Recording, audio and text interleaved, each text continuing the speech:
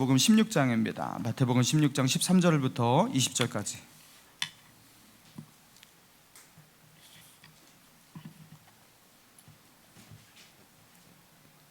마태복음 16장 13절부터 20절까지 보겠습니다. 제가 지난주에 그 설교 영상을 보니까 너무 제가 봐도 답답하더라고요. 이 설교 전달력도 너무 떨어지고 발음도 정확하지 않고, 그래서 마스크가 이게 답이 아니겠다 해서 저희가 가림막을 이렇게 설치하려고, 혹시 제가 확진자가 될 수가 있으니까 지금 그걸 설치하려고 합니다. 그래서 이번 주는 제가 마스크를 벗고 설교하도록 하겠습니다. 자, 우리 13절부터 16장 13절부터 20절까지 교독합니다. 예수께서 빌립보 가이사랴 지방에 이르러 제자들에게 물어 이르시되 사람들이 인자를 누구라 하느냐?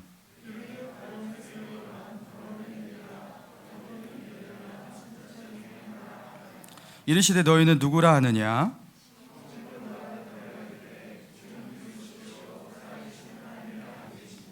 예수께서 대답하여 이르시되 바요나 시몬아 내가 복이 있도다. 이를 내게 알게 한 이는 혈육이 아니요 하늘에 계신 내 아버지시니라.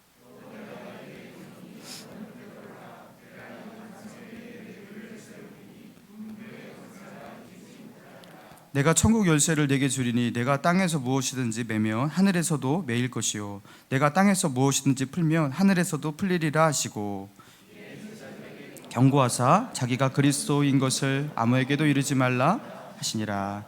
아멘. 우리 설교 제목을 따라해 봅니다. 너희는 나를 누구라 하느냐? 너희는 나를 누구라 하느냐라는 제목으로 같이 하나님의 은혜 나누기 원합니다. 자, 오늘 본문에서 예수님은요 아주 이색적인 장소로 그렇게 이동하시는 장면이 나오죠. 자, 마치 다른 나라와 같은 곳으로 이동하시거든요. 그곳이 어디입니까? 자, 13절. 예수께서 어디로 가셨다고요? 빌립보 가이사랴 지방에 이르러. 빌립보 가이사랴. 여러분, 빌립보 가이사랴 지방 보통 가이사랴 빌립보라고 합니다. 자, 이곳의 위치는요 갈릴리 호수 최북단에서 40km 북진하면 그 헐몬사 자락에 있는 그렇게 위치한 그런 도시거든요. 이 가이사랴 빌립보는 그 수려한 자연 환경 그리고 풍부한 수온을 갖추고 있는 곳이었습니다. 그리고 이 지명에서 추측할 수 있듯이 이 지역은 헤롯 대제, 헤롯 대왕이 로마 황제에게 선물로 하사받은 땅이었는데요. 그래서 그 당시 로마 황제의 이름을 이렇게 일컬어서 그 이름으로 가이사랴라고 그렇게 지명을 만들었었어요. 자, 그런데 지중해 연안에 여러분 가이사랴라는 도시가 또 있다는 거 여러분 아시죠? 사도행전을 읽으신 분은 아실 거예요. 그 요빠 가이사랴 이게 그쪽에 있거든요. 그러니까 그 지역과 좀 중첩이 되기 때문에 중복이 되기 때문에 구분짓기 위해서 그 헤롯 대왕의 아들 헤롯 빌립 2세가 분봉왕이 되었을 때 그 도시의 이름을 가이사랴 빌립보, 자기의 이름까지 넣어서 가이사랴 빌립보라고 그렇게 일컬었던 거예요. 자, 그리고 이 헤롯 빌립 2세가 이 가이사랴 빌립보를 자기 통치 지역의 수도로 삼습니다. 그리고 신도시를 이렇게 개발해서 부흥시키듯이 그 도시를 그 황제의 이름으로 일컫는 도시답게 그 도시를요 로마화 시켰어요. 그리고 가장 세련된 도시로 현대화시켰습니다. 그리고 이 지역은 유대인들이 사는 지역이 아니었어요. 이방 사람, 그 헬라 사람들이 보통 사는 지역이었습니다. 자, 그런데 왜 예수님은 이곳에 갔냐라는 거예요. 공생의 말미 가운데 이제 사역이 예수님의 3년의 공생애가 끝날 즈음에 왜 예수님은 제자들을 데리고 이 로마화된 도시, 그리고 가이사랴 빌립보, 그 로마의 황제의 이름으로 일컫는 이 도시로 그 이방 지역으로 왜 제자들을 이끌고 거기 가셨을까? 여러분, 이 가이사랴 빌립보의 자랑거리와 볼거리가 무엇이었냐면요 신전이었다고 합니다. 헤롯 빌립 2세가요 다산의 신으로, 그리고 살림, 그 나무 있잖아요, 이 살림의 신으로 불리는 판이라는 신이 있어요. 이 판이라는 신에게 제사하는 신전을 건축했는데 그 규모가 어마어마했습니다. 그리고 그와 더불어서 로마 황제를 신으로 추앙하는 아우구스투스 신전을 거기다 세워 놓았는데요. 이 두 개의 신전의 규모는 유대인들이 와서 보면 야, 예루살렘 성전이 아무것도 아니었구나 이럴 정도로, 그죠? 입이 딱 벌어질 만큼 그렇게 화려하고 그렇게 웅장한 그런 신전이 바로 가이사랴 빌립보에 세워져 있었다라는 거예요. 여러분, 그런데 예수님의 공생의 말미에 왜 예수님은 제자들을 이끌고 이 가이사랴 빌립보로 가셨을까? 그리고 왜 거기서 이런 질문을 하셨을까? 자, 13절. 예수께서 빌립보 가이사랴 지방에 이르러 제자들에게 물어 이르시되 사람들이 인자를 누구라 하느냐? 그러니까 제자들이 말해요. 이르되 14절. 세례 요한, 더러는 세례 요한, 더러는 엘리야, 어떤 이는 예레미야나 선지자 중에 하나라 하더이다. 여러분, 이 사람들의 말이 세례 요한이다, 어떤 사람은 엘리야다, 어떤 사람은 예레미야나 선지자다, 이렇게 말하는 말들, 여러분, 이 말이 맞나요? 그죠? 틀린 말이죠. 예수님은 세례 요한도 아니고요, 엘리야도 아니고요, 예레미야도 아니고요, 선지자도 아닙니다. 자, 그러니까 근데 뭐 기분 나쁜 말은 아니에요, 그죠? 성경에서 나와 있는 거룩한 그 일꾼들, 하나님의 사람들을 말하는 거니까요. 자, 그런데 예수님을 정확하게 알지 못하는 말들이에요. 그러니까 사람들은 여전히, 유대인들은 예수님을 자기가 생각하는 대로, 자기가 보는 대로 그렇게 말하고 그렇게 자기 식대로 그렇게 믿는 그런 유대인들이었던 거예요. 그리고서 이런 어떤 대중들의 평판, 그들의 시각을 그들로 하여금 확인하게 하시고 난 뒤에 예수님은 물으십니다. 15절 같이 읽어볼까요? 15절 시작. 이르시되 자, 너희는 나를 누구라 하느냐? 오늘 설교 제목이죠. 여러분, 이 질문 앞에서 베드로가 역사적인 대답을 합니다. 자, 이것도 한번 읽어봐야겠어요. 16절 시작. 시몬 베드로가 대답하여 이르시되 그리스도시요 살아계신 하나님의 아들이시니이다.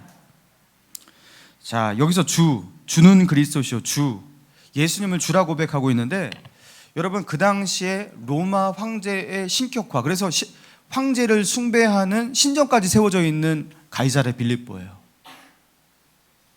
가이사랴를 그 로마 황제를 주라고 불렀던 시대였단 말이에요. 그런데 그곳에서 베드로는 말합니다. 예수님이 주이십니다. 그 로마 황제가 신으로 숭배받고 있는 그 인간이 신으로 숭배받을 정도로 그렇게 어마어마한 권력과 통치력, 그 정점에 있는 곳에서 예수님을 주라 고백하고 있어요. 자, 그리고 예수님을 또 뭐라 고백하고 있습니까? 주는 그리스도시요, 그리스도라 고백하고 있어요. 그리스도라는 뜻은 이제 메시아라는 뜻과 히브리어 메시아라는 뜻과 같은 뜻이에요. 자, 어떤 의미를 갖고 있냐? 기름 부음을 받은 자라는 뜻이에요.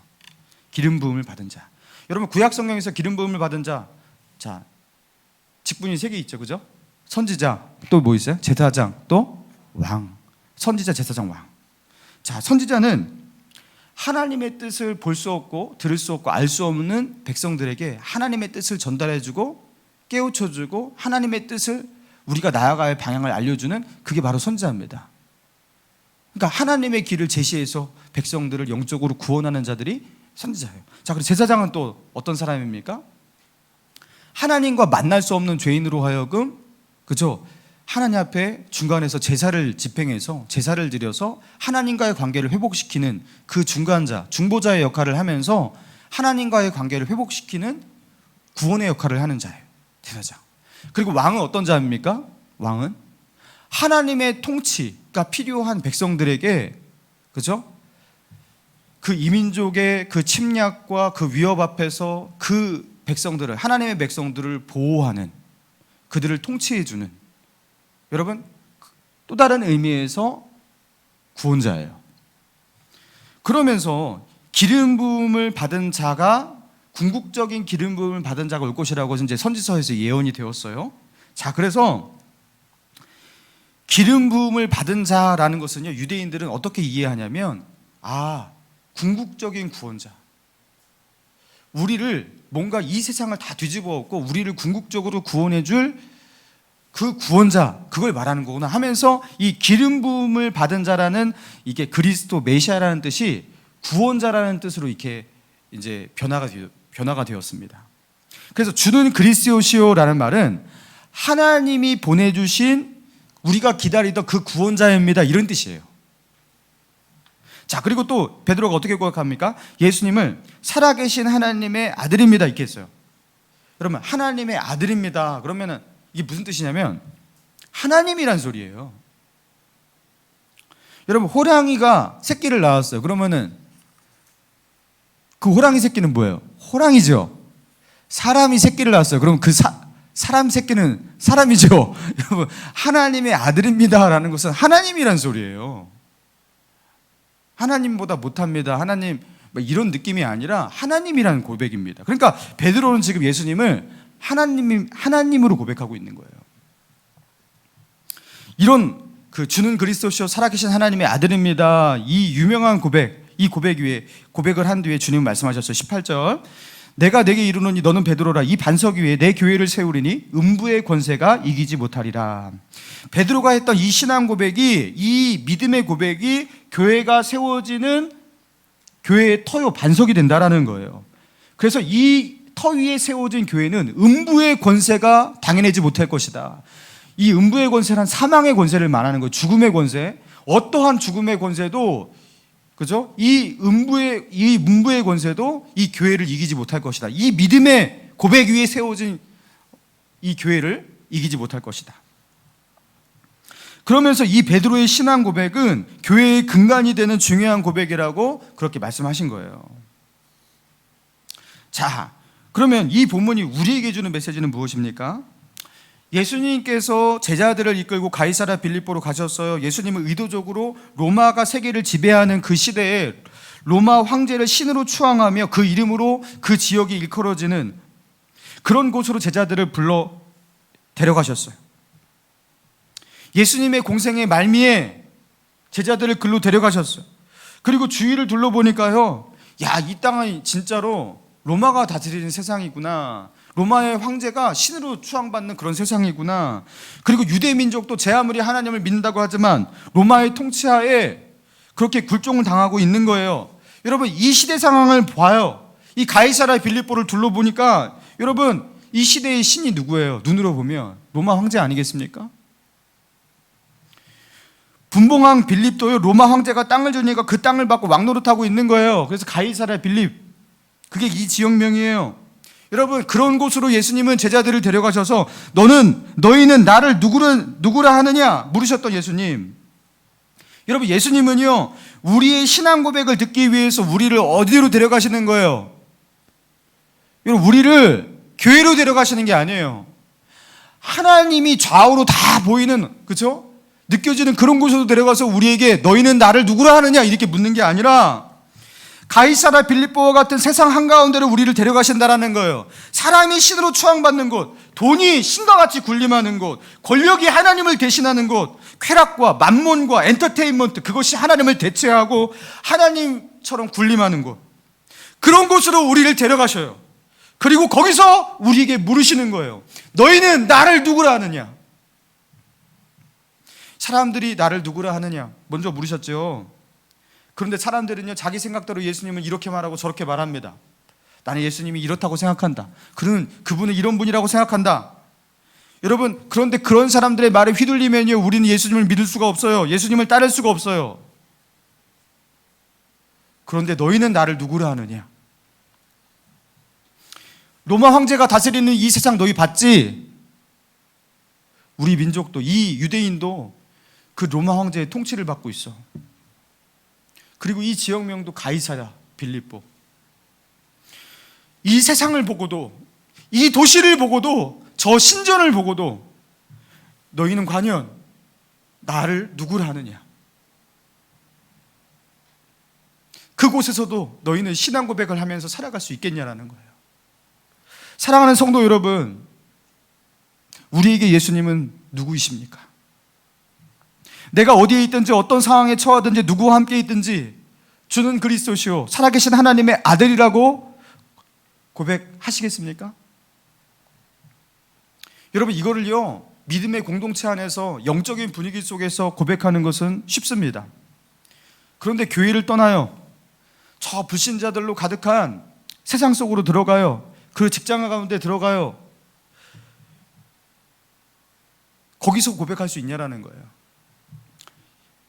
여러분, 신앙생활을 제대로 한다면 이런저런 손해와 불이익이 있어요. 내가 원하는 것을 포기해야만 해요. 안락한 삶을 살 수가 없어요. 여러분, 그런 삶의 최전선, 그게 우리의 현실이에요. 여러분, 그 세상 한가운데서 하나님이 아닌 것이 이 세상을 통치하고 다스리는 것이 그렇게 절절히 느껴지는 이 세상 한가운데서, 그게 가이사랴 빌립보 아니겠습니까? 그 가이사랴 빌립보 한가운데서 너는 나를 누구라 하느냐, 그렇게 물으신다라는 거예요. 거기서도 주는 그리스도시요 살아계신 하나님의 아들입니다 고백할 수 있냐라는 거죠. 아직 이 고백이 세상 한가운데서는커녕 교회 안에서도 어색하고 입이 잘 떨어지지 않아서 주님이라고 잘 불러지지 않고 나의 주 나의 하나님이라고 고백이 잘 안 되는 그런, 아직 신앙의 어떤 그 입문이 잘 안 되고 있는 그런 분이 혹시 여기 계십니까? 이럴 때는 이런 것 같고 저럴 때는 저런 것 같고 그렇게 갈팡질팡하는 신앙을 가진 분 있으십니까? 여러분, 그런 분은요, 이 말씀을 봐야 돼요. 자, 17절 보니까 이렇게 나옵니다. 자, 읽어봅니다. 시작. 예수께서 대답하여 이르시되 바요나 시모나 내가 복이 있도다. 이를 내게 알게 하니는 혈육이 아니요 하늘에 계신 내 아버지. 자, 이것을 너에게 알게 하니가 누구라고요? 예, 혈육이 아니다. 이건 사람의 힘으로 되는 게 아니다. 인간의 이성과 논리로 되는 것이 아니다. 사람의 설득으로 되는 것도 아니다. 이것을 너에게 알게 하니가 누구라고요? 하늘에 계신 내 아버지시니라. 여러분, 하나님께서 알게 해줘야지 우리는요 아는 거예요. 하나님께서 믿게 해주셔야지 예수님을 믿을 수가 있는 거예요. 할렐루야. 여러분, 믿음 그거 내 마음대로 되는 게 아닙니다. 하나님께서 은혜 주지 않으면 믿음이 생길 수가 없어요. 여러분, 어떤 목사님이요, 그러니까 믿음을 가지지 못한, 그리고서 이제 암 말기, 이제 임종을 앞두고 있는 한 아버지를 위해서 그 자녀들이 그 목사님을 부른 거예요. 자기 교회 목사님을 부른 거예요. 우리 아버지가 예수님을 영접하고 돌아가시게 해달라고 그 병원으로 이렇게 암 말기의 아버지를 그 좀 이렇게 영접 기도를 시켜달라고 이렇게 부른 거예요. 그래서 목사님이 찾아갔어요. 그 좌우로 자기 자녀들이 이렇게 믿는 자녀들이 서 있습니다. 거기서 이제 복음을 간단하게 전하는 거예요. 예수님을 믿어야 합니다. 천국과 지옥이 있습니다. 지금도 예수님을 주라고 부르시면 예수님께서 죄를 용서하시고 천국으로 인도하실 거예요. 그러면서 예수님을 영접하시겠습니까? 하면서 그렇게 초청을 했어요. 여러분, 그런데 그 아버지가 입을 닫는 거예요. 네, 주님을 내가 영접하겠습니다. 그냥 한마디만 하면 되거든요. 예수님을 믿겠습니까? 네, 한마디만 하면 돼요. 그 대답을 못 하는 거예요. 그리고 한참 있다가 한다는 말이 내가 뭘 한 게 있다고. 그러니까 내가 뭘 한 게 있다고 지금 와서 뭐 천국을 가냐라는 거예요. 그러니까 예수님의 그 무조건적인 그 은혜와 그 구원 초청에 대해서 믿음으로 응답을 하지 못하시는 거예요. 그러니까 자녀들이 막 속이 상하는 거예요. 아, 그게 뭐 어려운 거라고. 그냥 믿으시면 되는데. 근데 마지막 임종의 순간까지도 그게 안 되는 한 사람을 그 목사님이 보고 충격을 받았대요. 결국에 그분은 예수님을 영접하지 못하고 임종하셨어요. 그러면서 이 목사님이 깨달았다라는 거예요. 믿음은 내 마음대로 되는 게 아니구나. 정말 세상에 아무 소망도 없는 마지막 순간에도요, 하나님이 그 속에 믿음을 주시지 않으시니까, 은혜를 안 주시니까요, 사람이 믿음으로 나아갈 수가 없어요. 이게 하나님이 믿는 마음을 주셔야지 되는 거구나. 그걸 깨달았대. 사랑하는 성도 여러분, 성경은 말합니다. 고린도전서 12장 3절. 성령으로 아니하고는 누구든지 예수를 주시라 할 수 없느니라. 성령의 역사 없이는 누구도 예수님을 주라 고백할 수가 없다고 합니다. 여러분, 이거는요, 성령의 역사가 있는 사람이 되는 거예요. 성령께서 나로 하여금 예수님을 주라 깨닫게 하시고 믿게 해주시는 거예요. 에베소 2장 8, 9절. 너희가 그 은혜에 의하여 믿음으로 말미암아 구원을 받았으니 이것이 너희에게서 난 것이 아니요 하나님의 선물이라. 자, 여기서 포인트는 무엇이냐면 너희가 그 은혜에 인하여, 은혜에 의하여예요. 그 은혜 때문에 믿음으로 말미암아 구원을 받았다, 이렇게 말하고 있습니다. 여러분, 먼저 무엇이 임해야 돼요? 하나님의 은혜입니다. 하나님의 은혜가 임해야지 믿음도 되고 구원도 받는 거예요. 혹시 이 중에 아직도 이 고백이 분명하지 않은 분이 있습니까? 예수님의 그 사랑, 하나님의 사랑을 인격적으로 경험하지 못한 분이 있습니까? 십자가의 사랑, 그게 뭐냐고, 난 모르겠다고, 그게 왜 나하고 무슨 상관이 있냐고. 그 십자가 앞에 아무 느낌이 없는 분, 냉랭하신 분. 그래서 그것도 이해가 안 가요. 내가 왜 하나님을 위해서 그렇게 헌신하면서 그렇게 살아가야 하는지. 왜 자기를 부인해야 하는지, 그게 뭔가 이성적으로 논리적으로 뭔가 이해할 듯 하지만 가슴으로 이해가 되지 않는 분들 있으실 거예요. 여러분, 그런 분들은요, 자기의 신앙을 거기서 그냥 포장하면서 그렇게 살아가시면 안 됩니다. 원래 신앙이 나는 이런 건가 보다. 여러분, 그렇게 살아가셔는 안 되는 거예요. 십자가의 은혜가 무엇인지, 내가 왜 죄인인지, 예수 그리스도께서 나를 위해서 지신 그 십자가의 희생, 그게 왜 나를 위해서 지신 십자가인지, 그것을 통해서 나의 죄를 사했다고 하는데 그게 얼마나 대단한 사건인지, 여러분, 그것을 나를 향한 하나님의 은혜로 그렇게 깨달아져야 되는데, 그 깨달음이 있을 때까지, 여러분, 그게 주님을 인격적으로 만나는 순간이거든요. 그 인격적으로 주님을 만나게 해달라고 여러분, 주님의 은혜를 구하며 찾으셔야 되는 거예요. 여러분, 그 냉랭한 가슴으로 계속 신앙생활 하면 안 됩니다. 여러분, 그런데 그 주님을 간절하게 찾고 그 십자가의 사랑을 알기를 원하면서 그분 앞에 나아가면요, 여러분, 그 사람은 어느 날 인격적으로 주님을 만나는 순간이 있어요. 정말 간절히 찾으면 하나님의 만나요. 그 못 만나는 사람 없더라고요. 안 찾으면 안 만나지만 찾는 사람이 못 만나는 경우는 없어요. 그리고 예수님을 그렇게 인격적으로 만났어요. 십자가의 사랑을 경험했어요. 그 사람이 안 변할 수가 없습니다. 십자가의 그 은혜, 그것을 경험한 사람이 안 변한 경우를 본 적이 없어요.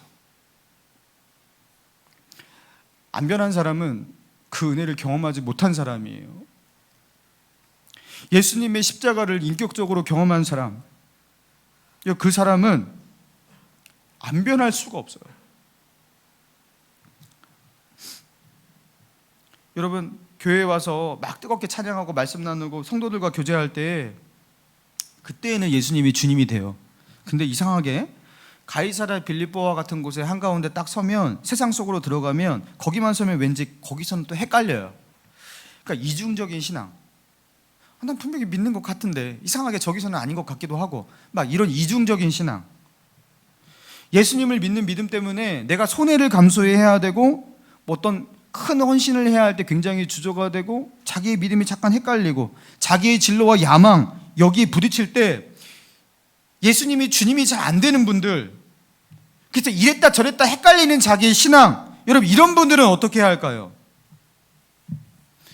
여러분, 이런 분도 다시 예수님을 만나야 돼요. 저도 헷갈려요. 그분이 정말 예수님 만난 사람인지 아닌지. 주님도 헷갈리실 수 있어요. 이놈은 도대체 뭔가. 그러니까 그걸 헷갈리게 만들면 안 돼요. 예수님은 저와 여러분을 위해서, 우리를 위해서 어떤 수모를 당하시고 어떤 고통을 당하시고 결국에 어떻게 죽으셨는지, 여러분, 그 십자가의 현장, 내가 하나님의 아들이거든 그 십자가에서 내려오라, 그렇게 조롱하는 그 사람들의 그 조롱, 거기에 끄떡하지 않고 십자가의 고통을 견디시고 그 모든 멸시, 그리고 결국에 그 죽음, 그 하나님의 저주, 그것을 끝까지 견디신 예수님. 여러분, 그 예수님이 왜 그것을 하셨을까? 그게 누구를 위한 것일까? 여러분, 그것을 다시 기억하면서 예수 그리스도, 그분의 십자가를 다시 묵상해야 돼요. 예수님을 그 십자가에서 다시 만나지 않으면 그 헷갈리는 신앙은 종지부를 찍지 못하실 겁니다.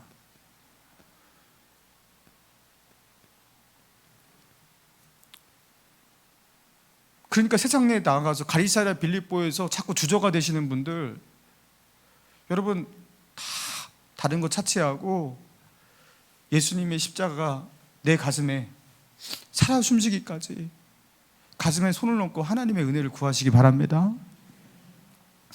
여러분, 물속에 살아가는 그 물고기들, 여러분, 그 바다가 얼마나 차요? 여러분, 근데 그 차디찬 바다 속에서 어떻게 물고기는 춥지 않을까? 얼어 죽지 않을까? 여러분, 궁금증 생기신 적 없으세요? 여러분, 기온이 10도 정도 되는 날씨, 우리는 그거를 선선하다 그렇게 합니다. 약간 선선하지만 견딜만해요. 가을에 좋은 날씨 그렇게 취급할 수 있어요. 여러분, 그런데 물속에서의 10도, 그건 달라요. 물속에서 그 상온 30도에 1시간만 버티면 사람은 죽는데요. 목숨을 잃는다고 합니다. 왜냐하면 물속에서는 열이 쉽게 전달되기 때문에 체온이 금세 떨어지게 되는 거예요. 여러분, 그런데 물고기는요, 그래서 변온 동물이라고 합니다. 체온이 일정 상태로 유지되는 항온 동물이 아니라 변온 동물인 이유가 바로 이것이에요. 물고기의 피는 찹니다. 알고 계셨어요? 물고기의 피는 차요. 여러분, 피는 다 뜨겁다 그러는데 물고기의 피는 차다라는 거예요. 그런데요, 예외가 있어요. 바다에서 사는 특정 물고기는 피가 차지 않고 더운 동물이 있어요. 상어와 다랑어 종류가 그렇다고 합니다. 상어와 다랑어 종류는요, 피가 차지 않고 뜨겁다고 해요. 여러분, 이런 물고기들은 몸 안쪽에 높은 체온을 유지하는 붉은색 근육이 있고요, 또 그들은 그 큰 체구를 가지고 있어요. 다랑어 굉장히 크죠. 상어 당연히 크죠. 그리고 그 큰 체구를 매우 빠른 속도로 이동할 수 있는 그 활동적인 포식자라는 공통점을 가지고 있어요. 자, 그런데 이 물속에서 더운 피를 유지하면서 산다라는 것, 여러분, 이게요 매우 에너지 낭비가 심한 일이라고 합니다. 여러분, 차디찬 바다 한가운데서 그 속에서 뜨거운 피를 유지하려고 하니까 여러분, 거기에 에너지를 다 뺏길 수가 있는 거예요. 여러분, 그러면 그 물고기들은 도대체 어떻게 살아남는 것일까? 자, 그런데 놀라운 사실은 무엇이냐면, 이 뜨거운 피를 가지고 있는 이 물고기, 이 변온 동물이 아니라 이 뜨거운 피를 가지고서 뜨거운 심장에서 뜨거운 피를 내뿜고 있는 이 다랑어나 이 상어류는요, 다른 물고기에 비해서 보통 이동 범위가 2.7배에서 3배 정도 된다고 합니다. 그리고 그들의 이동 속도는 다른 물고기에 비해서 2배에서 3배 정도가 된다고 해요. 그래서 그 더운 피를 가지고 있는 물고기는요, 빠른 유영 속도와 넓은 활동량, 그래서 그 바닷물 표층에서 그 심해까지 활동하면서 먹이를 구할 수 있는 많은 그 터전을 확보할 수 있는 거예요. 그래서 그 차디찬 바닷속에서도 그 더운 피를 가지고서도 빨리 먹이를 확보하니까, 그죠? 먹이를 확보하고 에너지를 잃지 않으니까, 그래서 살아남을 수가 있다라는 거예요. 사랑하는 성도 여러분, 예수님을 우리가 인격적으로 만나서 그분의 은혜와 그분의 사랑을, 그분의 구원을 경험한다라는 것은 마치 이 차디찬 바다 가운데서 더운 피를 가진 동물이 된 것과 같습니다. 예수 그리스도의 십자가, 그 십자가의 사랑을 경험하고 그 십자가를 믿는 하나님의 사람, 여러분, 그 사람의 심장은요 뜨거워진 거예요. 여러분, 그래서 차디찬 세상 속에서 뜨거운 피를 가지고 살아간다, 여러분, 그거는요 굉장히 비효율적이에요. 이 세상이 차디찬데 내 심장을 뜨겁게, 나의 피를 뜨겁게 유지하는 게 얼마나 힘들고 힘겹겠습니까? 여러분, 그러나 십자가의 사랑을 경험한 사람은요 그 피가 식을 줄을 몰라요. 아무리 차가운 그 심해 속에 있더라도 그 피가 식지를 않아요. 여러분, 상어가 너무 추워서 얼어 죽었다 들어보셨어요? 다랑어가 너무 추운 심해에 들어가서 얼어 죽었다, 여러분, 그런 소리 들어보셨냐고요? 여러분, 마치 예수님의 십자가는 우리에게 뜨거운 심장을 주신 것과 같은 거예요. 그 십자가의 사랑이 가슴 가운데 있는 사람은요, 세상의 차디찬 그 공기 속에, 그죠? 얼어 죽지 않아요. 사랑하는 성도 여러분, 차가운 신앙, 냉소적인 신앙, 무기력한 신앙, 여러분, 그런 모습으로 이 차가운 바다를 유영하면서 살려고 하고 있지 않습니까? 여러분, 가이사랴 빌립보 그 한가운데서 제자들에게 신앙 고백을 받으셨던 예수님은요 이제 제자들이 그런 핍박의 현장, 예수님을 인정하지 않는 그 세상 속으로 그렇게 나아가 복음을 전해야 될 것을 염두에 두고 그들을 데려가셨던 것 같아요. 세상이 우리를 욕하고 조롱하고 이용하고 우리의 선을 악으로 갚고, 여러분, 그런 자들에게 어떻게 그 악을 선으로 갚으면서 그렇게 살아갈 수 있겠습니까? 이 냉소적인 차디찬 세상 속에서, 개인주의, 이기주의가 판치는 이 세상 속에서, 혐오와 냉소, 그것이 지배하는 이 분위기의 이 세상 속에서 어떻게 나는 오염되지 않고 나는 변하지 않고 거기서 살아갈 수 있겠습니까? 세상이 아무리 차가워도 변하지 않는 뜨거운 심장으로 살아갈 수 있는 유일한 방법, 그거는요 예수 십자가의 사람이 되는 거예요. 예수 그리스도의 십자가, 그것이요 내 심장을 지배하고 있어야 되는 거예요. 예수 그리스도를 그분의 십자가를 자기의 눈으로 보고 만진 사람, 그리고 그 십자가에서 내린 그 흘린 피에 자기의 머리가 적셔진 사람, 그리고 자기의 가슴이 적셔진 사람, 그리고 그 속에서 그 은혜를 입어서 주여, 나는 더 이상 내 이름으로 이 땅을 살 자신이 없습니다. 나의 야망과 나의 꿈을 가지고 이 땅을 살아가면서 나의 인생을 살 자신이 없습니다. 주여, 나의 인생을 받아 주옵소서. 이제 내가 사는 것은 나는 그리스도와 함께 죽었고 예수님이 내 안에 사시는 것이라고. 여러분, 그런 고백이 자기 입술 가운데 나와본 사람, 그것이 자기의 중심 가운데 절절히 고백되는 사람, 그리고 다시 언제라도 돌아가서 다시 그 십자가 앞에서 예수님을 다시 만날 수 있는 사람, 그리고 그 십자가의 사랑이 다시 회복되어서 뜨거운 가슴을 가지고 살아갈 수 있는 사람. 여러분, 그런 사람이 아니면 이 차디찬 세상 속에서 뜨거운 심장으로 살아가는 것은 불가능합니다. 사랑하는 성도 여러분, 예수를 다시 만납시다. 우리가 예수 그리스도의 십자가를 다시 경험합시다.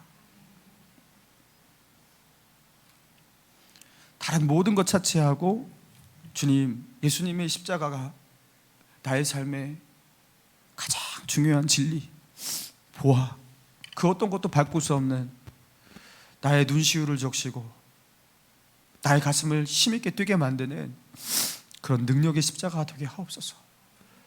주님의 십자가가 그런 은혜가 될 때까지 그렇게 십자가 앞으로 나아가는 저와 여러분 되기를 주님의 이름으로 축원합니다.